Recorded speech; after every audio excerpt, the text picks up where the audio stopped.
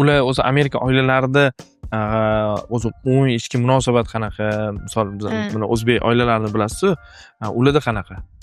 Ularda tartib birinchi o'rinda turadi. Menimcha, mana shu narsani ko'rganman.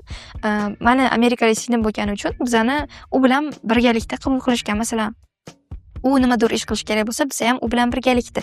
Uni qanaqadir masalan, maktabda aytaylik, nimagadir pul talab berishsa, maktabdagi qanaqadir xarajatiga pul to'lab bersa, bizga ham xuddi shunaqa qilib berishganda, support. Uni o'rtoqlari bilan ko'chaga chiqishga ruxsat bersa, bizga ham ruxsat berishgan. Ya'ni bizani bitta anaqaga qo'yib, darajaga qo'yib, munosabat qilishgan shunaqa. Va u yoqda har xil, aynan bilmadim qanaqa tushuntirishni, lekin juda ham boshqacha bo'lgan va boshida sal qiynalganman o'rganib ketishga. Lifestyle umuman boshqacha bo'lgan. Qanaqa misol lifestyle? Ertalab tasavvur qiling, ular mani uyimdagilar erta turishardi, soat taxminan 6larda.